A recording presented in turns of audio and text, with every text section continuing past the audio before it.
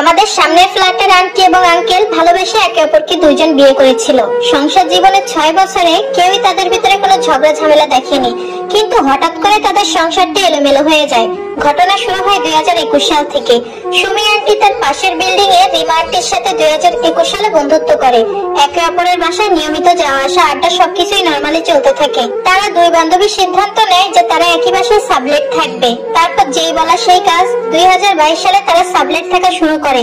দুই বান্ধবী matching matching জামা, জুতা, কসমেটিক্স সবই ম্যাচিং ম্যাচিং চলতো তাদের।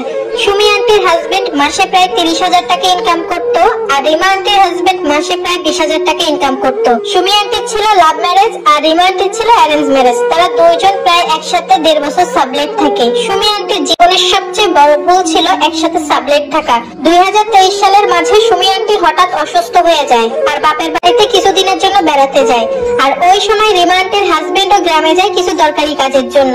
আর এই কয়েকদিনের ভেতর রিমা আন্টির সাথে সুমি আন্টির স্বামীর সম্পর্ক তৈরি হয় গভীর ভাবে। সুমি আন্টি যখন গ্রাম থেকে বাসায় আসে তখন এসে দেখে তার স্বামীর আচার আচরণে অনেক পরিবর্তন হয়েছে। তিনি সুমি আন্টির সাথে সবসময় মিসবিহেভ করতো, পাশাপাশি ঘুমাতেও চাইতো না, একসাথে খেতেও বসতো না, আন্টিকে সবসময় ইগনোর করতো। তখন সুমি আন্টি এই ব্যাপারগুলো রিমা আন্টির সাথে শেয়ার করে, কিন্তু কে জানতো এই রিমাই তার সংসার জীবনে কাল হয়ে দাঁড়াবে। এভাবে 2 মাস অতিবাহিত হওয়ার পর সুমি আন্টি একদিন রিমা আন্টিকে বলে, আজ আমি একটু ডাক্তারের কাছে যাচ্ছি, তোমার ভাই আমার সাথে যেতে পারবে না, তুমি চলো আমার সাথে। কিন্তু রিমা আন্টি তখন নানান অজুহাত দেখাতে থাকে। বলে রাখা ভালো, রিমা আন্টির স্বামী গার্মেন্টস এ জব করতো। সে তখন সুমি আন্টিকে বলে, আপনার ভাইয়ের মাঝে মাঝে দিন ডিউটি থাকে, মাঝে মাঝে রাতে ডিউটি থাকে, আমি যেতে পারবো না। তো এসব কথা শোনার পর যাই হোক সুমি আন্টি একা একাই চলে গেল ডাক্তারের কাছে। বাসায় ফিরে দেখে বাসার মেইন দরজা একদম খোলা। ভেতরে ঢুকে দেখে সুমি আন্টির হাজবেন্ড তার বান্ধবীকে নিজ হাতে খাইয়ে দিচ্ছে, হাসাহাসি করতেছে দুইজন একসাথে। এসব দেখে সুমি আন্টি কোনো রিয়েক্ট করেনি, চুপচাপ থাকে। আর তিনি তাদের এটা বোঝায় যে সে কোনো সন্দেহ করেনি।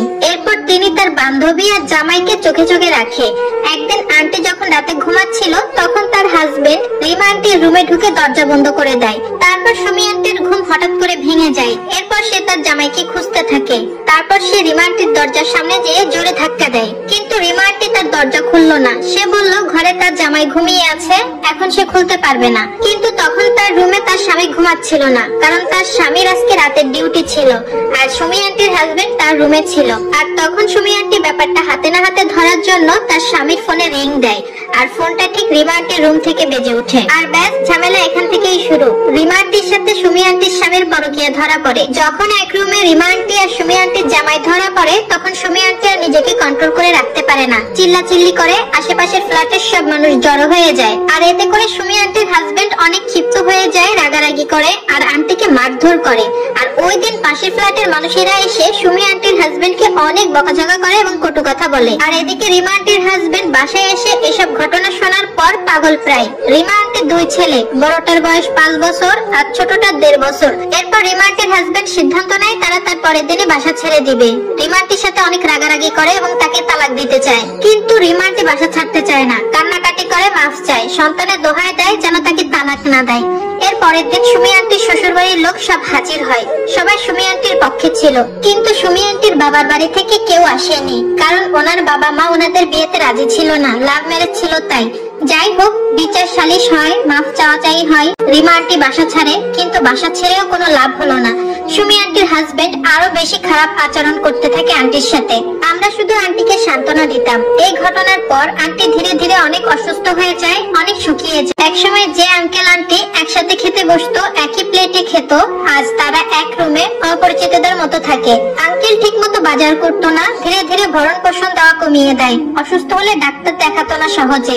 এরপর সুমি আন্টি চিন্তা করে একটা বাচ্চা নেবে, কিন্তু কোনোভাবেই আঙ্কেল রাজি হয় না। সব ডাক্তাররা একই কথা বলেছে, আন্টির কোনো সমস্যা নেই, কিন্তু তাও বেবি কনসিভ হচ্ছিল না। সুমি আন্টির হাজবেন্ডকে আন্টি যখনই বলতো আমার তো কোনো সমস্যা নেই, চলো তোমাকে ডাক্তার দেখাই, কিন্তু আঙ্কেল রাজি হতো না। 3-4 মাস কাটে। 2024 সালে আন্টি আরো বেশি ডিপ্রেশনে ভোগে। সুমি আন্টি ভেবেছিল হয়তো রিমা আন্টি অন্য জেলায় চলে গেছে, কিন্তু বাস্তবতা ছিল ভিন্ন। রিমা আন্টি রুম ভাড়া নাই তার পাশের এলাকায়। সবাই ভেবেছিল হয়তো তারা তাদের ভুল বুঝতে পেরেছে।